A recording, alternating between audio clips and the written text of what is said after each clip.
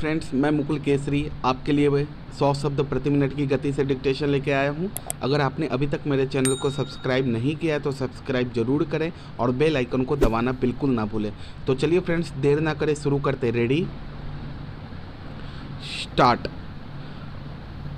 भाइयों, आखिरकार एक लंबे संघर्ष के बाद, जो कि मुख्य रूप से अहिंसात्मक था और जिसका नेतृत्व ऐसे विलक्षण व्यक्ति ने किया जो अहिंसा और सत्य को ईश्वर का पर्याय मानता था, परंतु स्वतंत्रता के किनारे पहुंचने के अंतिम चरण में भारत को खून की नदी में से होकर गुजरना पड़ा।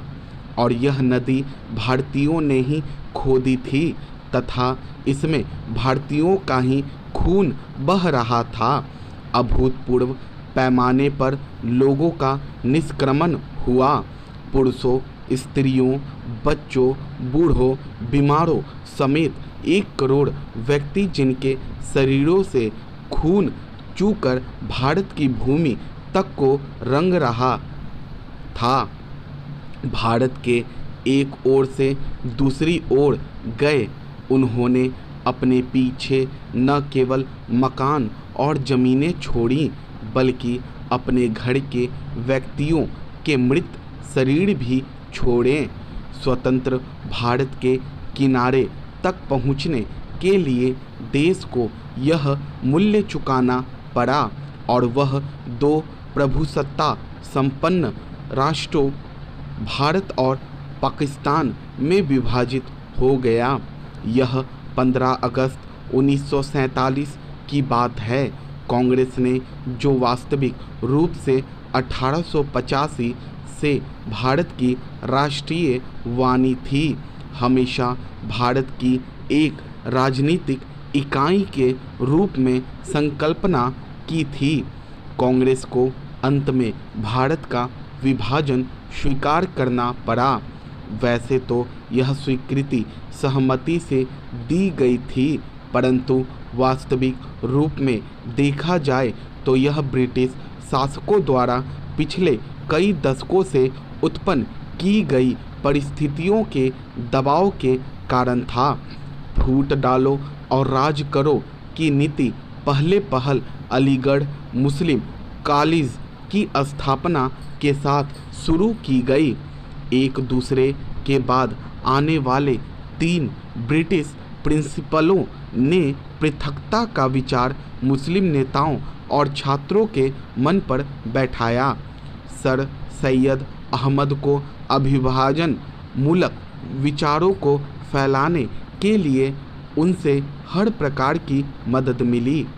हम यह नहीं कहेंगे कि इसमें हिंदुओं का कोई दोष नहीं था, जो मुसलमानों से सामाजिक स्तर पर अलगाव बनाए रखते थे और आर्थिक दृष्टि से उनका शोषण करते थे। अलीगढ़ कॉलेज के अधिकारियों को अपने उद्देश्य की पूर्ति के लिए उपजाऊ भूमि मिली। यह सब कुछ पिछली शताब्दी के अंतिम वर्षों में हुआ। इन्होंने सोच समझकर राष्ट्रीय मुसलमानों की उपेक्षा करने की नीति अपनाई। 1947 में कांग्रेस के पास विभाजन स्वीकार करने के सिवा कोई विकल्प नहीं था, विशेषकर गंभीर सांप्रदायिक झगड़ों के कारण, जो कि गृह युद्ध का रूप धारण कर रहे थे। जिन्ना ने यह सुझाव भी दिया कि सांप्रदायिक आधार पर आबादी की अदला बदली की जाए। शायद वह बेहतर समाधान होता, क्योंकि इससे शायद वे क्रूर कृत्य ना होते जो बहुत लंबे काल तक पड़ोस में रहने वालों के साथ उनके पड़ोसियों ने किए। विभाजन को स्वीकार करते हुए कांग्रेस ने 15 जून 1947 को दिल्ली में एक प्रस्ताव पास किया, जिसमें अंतिम बार भारत की मूलभूत एकता का आग्रह किया गया था। इसमें कहा गया था, पिछली 2 पीढ़ियों के श्रम और बलिदान की नहीं, बल्कि भारत का विस्तृत इतिहास और परंपरा भी इस मूलभूत एकता की साक्षी है। भाइयों, भूगोल, पर्वत और समुद्र ने भारत के स्वरूप का निर्माण किया है। कोई मानव संस्था इसके आकार को बदल नहीं सकती और न ही उसके अंतिम लक्ष्य में बाधक बन सकती है। आर्थिक परिस्थितियों और अंतर्राष्ट्रीय मामलों की लगातार मांगों के कारण भारत की एकता और भी आवश्यक हो गई है। भारत के जिस चित्र को हमने अपने दिलों में संजोया है, वह सदा हमारे दिलों और दिमागों में रहेगा।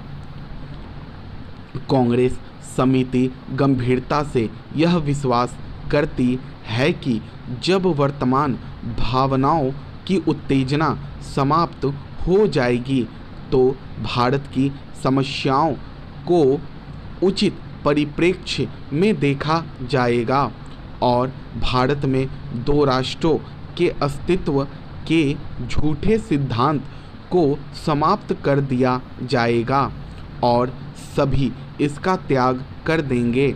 सामान्यतः राष्ट्रीयता जातीय, भाषाई अथवा भौगोलिक तत्वों पर आधारित होती है, परंतु इस्लाम का अलग अस्तित्व है जो अन्य धार्मिक वर्गों में मिश्रित नहीं होता। 55 वर्ष की स्वतंत्र धर्मनिरपेक्ष राष्ट्रीयता के बाद आज भी कई जिम्मेदार मुस्लिम नेता दावा करते हैं कि मुसलमान अलग राष्ट्र है। एक जिम्मेदार दल द्वारा इतने अधिक करुणाजनक और आत्मभ्रामक प्रस्ताव की कल्पना भी नहीं की जा सकती जितना कांग्रेस समिति ने 15 जून 1947 को पास किया था। अभी नेता थक चुके थे और बूढ़े हो रहे थे। आदर्शवाद की जिस ज्वाला ने उन्हें 26 वर्ष पूर्व प्रेरित किया था, उसका जोश ठंडा होने लगा था। कांग्रेस का विकास सदा ही बदलते नेतृत्व के माध्यम से हुआ था, परंतु पिछले 25 वर्षों में वही नेता कांग्रेस की सत्ता संभाले हुए थे। उनके व्यक्तित्व और उनके त्याग ने उनको जो ख्याति प्रदान की थी, उनको जो बल प्रदान किया था, उसको कोई युवा नेता चुनौती देने का साहस नहीं कर सकता था।